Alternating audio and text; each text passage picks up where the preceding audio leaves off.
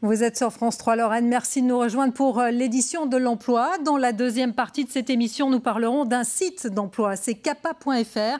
On en parlera justement avec la fondatrice du site tout à l'heure. Mais il y a un secteur qui a beaucoup évolué, c'est celui de l'ameublement, l'industrie du meuble en Lorraine. C'est 600 entreprises et quelques 2500 salariés. Bonjour Didier Hildenbrandt. Alors vous êtes directeur du pôle lorrain d'ameublement. Quand on parle justement de l'industrie du meuble en Lorraine, on pense souvent à secteur en crise, à restructuration. Bonjour, oui effectivement l'ameublement souffre depuis quelques années, mais s'organise aussi pour trouver des jours meilleurs et notamment par une diversification d'activités sur tout ce qui est prescription et marché de prestige. Alors ça veut dire qu'aujourd'hui, ce secteur recrute, il y a des métiers d'avenir dans l'ameublement ? Il y a des métiers d'avenir qui sont très organisés et très orientés sur travail et services haut de gamme, et notamment à travers des métiers de conception et de travail informatique liés à l'usage donc de l'informatique dans la production. Voilà, on reviendra justement sur l'évolution de ces métiers, mais c'est vrai que quand on parle de meubles, on parle aussi de savoir-faire, qui sont parfois en train de se perdre. Voilà ce qui a conduit justement un maître ébéniste à créer sa propre école. Il forme des compagnons capables de restaurer des vieux meubles anciens. Je vous propose de regarder le reportage d'Evelyne Billot et Bruno Courteau. Ce secrétaire est donc un chef-d'œuvre réalisé par 2 élèves. Les rabotages et tiroirs par en dessous ont été faits à l'ancienne avec des rabots anciens, de manière à laisser croire que ce sont véritablement des pièces anciennes. On a vieilli aussi le cuir, ainsi que la serrure, pour lui donner un cachet ancien. Des meubles d'exception, des meubles anciens, restaurés avec les outils, les matériaux, les techniques utilisées depuis des siècles. Des chefs-d'œuvre aussi, réalisés par les élèves de l'école des Compagnons des Valzères. Une école qui fête ses 20 ans et qui forme des ébénistes restaurateurs. La dorure a été faite, il y a eu la dorure alors fin à 24 carats dessus.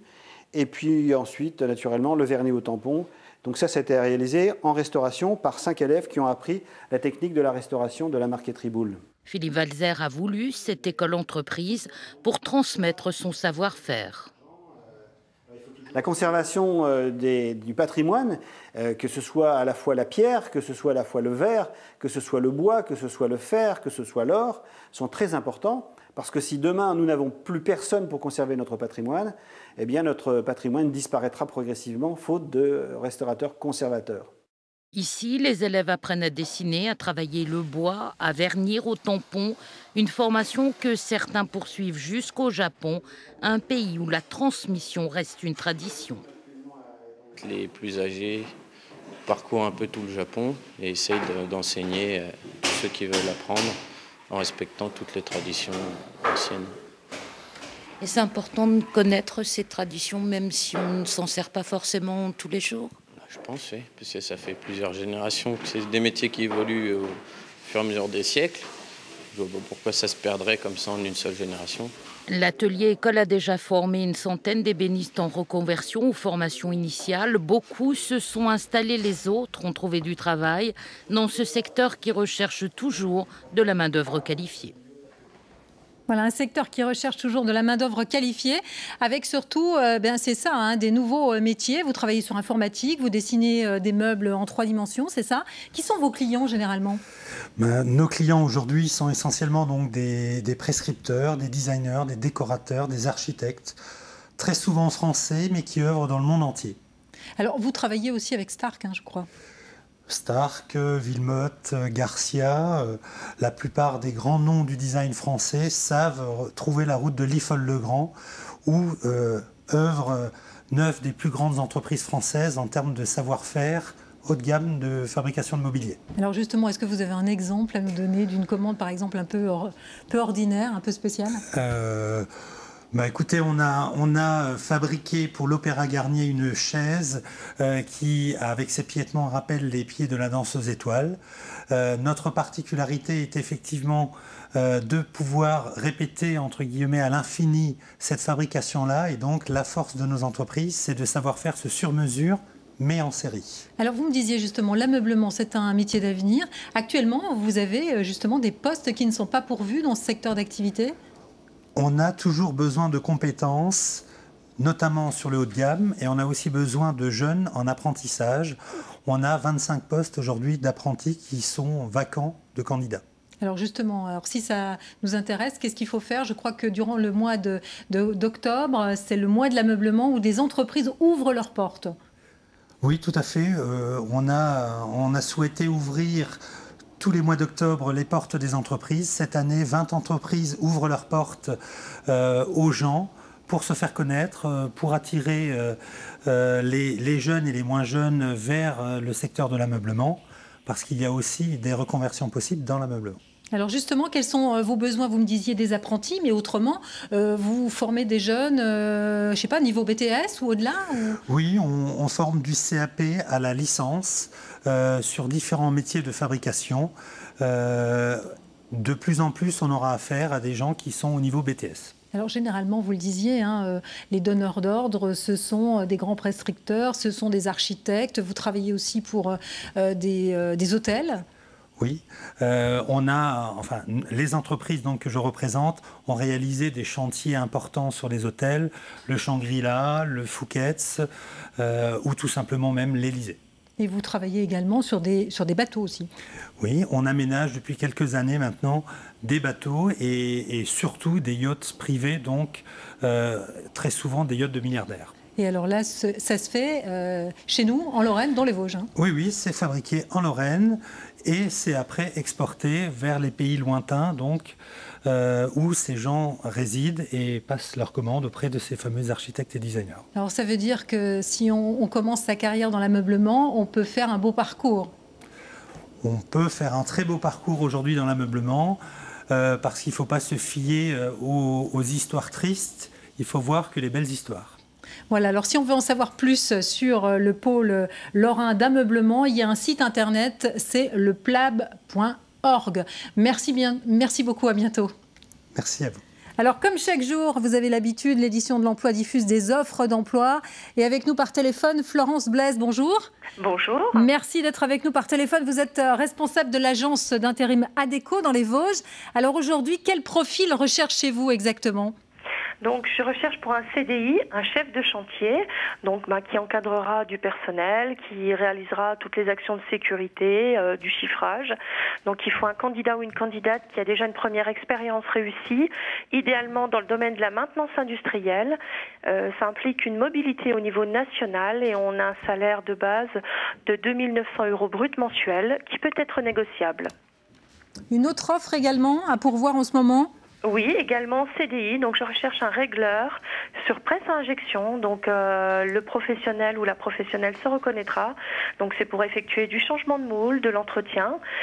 Donc, il faut une expérience dans le domaine de l'injection plastique. C'est proche d'Épinal et on a un salaire brut mensuel entre 1 500 à 1 800 € brut et 13e mois. Merci beaucoup. Évidemment, si on veut en savoir davantage, eh bien, on peut retrouver ces offres sur votre site internet adéco.fr. Bonne journée à vous. Merci. Je vous en parlais tout à l'heure. C'est un site d'emploi, c'est capa.fr. Bonjour Stéphanie Delestre. Bonjour. Alors vous êtes la fondatrice du site. Vous l'avez créé il y a un peu plus d'1 an, c'est ça? Exactement. Et alors comment ça marche aujourd'hui? Ça marche bien parce que l'objectif du site était de lutter très rapidement contre le chômage. Alors malheureusement, on n'est pas aidé par la situation économique, mais on a tout fait pour simplifier la vie des candidats et des recruteurs. Donc sur CAPA, le candidat en recherche d'emploi s'inscrit en 3 minutes. Pas besoin de CV, pas besoin de lettre de motivation. Vous avez beaucoup parlé de compétences en début d'émission. Et bien sûr, CAPA, ce que l'on va mettre en avant, ce sont les compétences du candidat. Et puis du côté du recruteur, une grosse nouveauté, c'est que sur CAPA, pas besoin de payer pour diffuser son offre d'emploi. Le recruteur dépose son offre d'emploi, ça prend vraiment 3 minutes et instantanément, il va commencer à recevoir des profils qui ont les compétences qu'il recherche et bien évidemment dans le lieu avec la flexibilité horaire et avec le salaire qu'il a indiqué. Qu'est-ce qui vous a poussé dans cette aventure? Une volonté Une histoire personnelle. D'abord, j'ai été confrontée moi-même avec ma famille ou certains de mes amis au chômage. C'est une situation très difficile. Et là, souvent, on se sent complètement désarmé. Et donc, l'objectif de CAPA a été de proposer, encore une fois, un service extrêmement simple qui fait que l'ambition est de révolutionner le marché de l'emploi, de fluidifier les usages. Et alors aujourd'hui, combien de personnes sont inscrites sur votre site? Alors aujourd'hui, on a plus de 500 000 personnes inscrites, dont 400 000 sont inscrites et actives depuis moins de 3 mois, c'est-à-dire qu'elles sont en recherche depuis moins de 3 mois.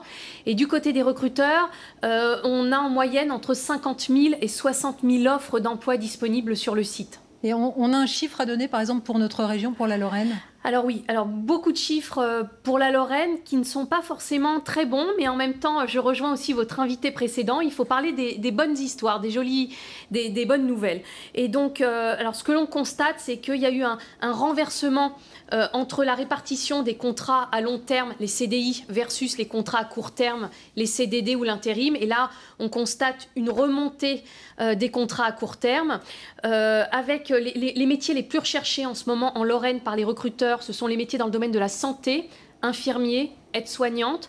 Viennent tout de suite après les métiers dans le commerce, les commerciaux, les vendeurs, les chefs de rayon. Et puis ensuite, comptables, caristes et conducteurs de travaux. Donc là aussi, une activité et une vraie demande sur ces 5 métiers-là. Ce qu'il faut dire pour les personnes en recherche d'emploi, c'est qu'aujourd'hui, les recruteurs ne recherchent plus forcément des personnes surdiplômées. Vous en avez parlé encore une fois en début d'émission. Les recruteurs aujourd'hui recherchent plutôt des profils entre CAP jusqu'à Bac+2. Donc à peu près 20% sur le niveau CAP, 20% sur le niveau bac professionnel et 40% au niveau Bac+2. Et ça revient encore une fois à dire que les recruteurs aujourd'hui sont en recherche de compétences avant tout. Alors l'originalité de votre site, c'est que vous vous appuyez sur les réseaux sociaux. Exactement. Aujourd'hui, 80% des jeunes Français vont sur les réseaux sociaux et 50% d'entre eux y vont tous les jours. Donc en fait, on utilise Facebook pour promouvoir certaines offres d'emploi, pour les mettre en avant auprès des candidats qui ne les auraient pas forcément vus sur un site d'emploi traditionnel. Et alors les demandeurs, ce sont des jeunes, des moins jeunes? Aujourd'hui, les demandeurs sont partout, dans toute la France et en Lorraine, bien sûr, toutes les tranches d'âge. Et alors, est-ce que ça marche? Ça marche de trouver un emploi avec CAPA? Oui, ça marche. Ça marche parce que, en fait, les candidats aujourd'hui ne perdent plus de temps à aller chercher dans des catalogues d'offres d'emploi. Ils s'inscrivent en 3 minutes et on va aller leur proposer l'offre d'emploi qui correspond à leurs compétences et qui correspond à leurs critères. Donc ça leur fait gagner beaucoup de temps, ils peuvent postuler directement sur le site et bien évidemment ils apprécient cette fluidité. Et puis du côté des recruteurs, le fait que ce soit gratuit et de trouver le bon candidat et au bon moment, le bon moment est très important pour un recruteur, mais permet qu'aujourd'hui il y a beaucoup de personnes qui trouvent un emploi grâce à CAPA. Merci beaucoup Stéphanie Delestre. Voilà, c'est la fin de cette émission. Merci de l'avoir suivi. Dans un instant, votre flash. Excellente journée sur la 3.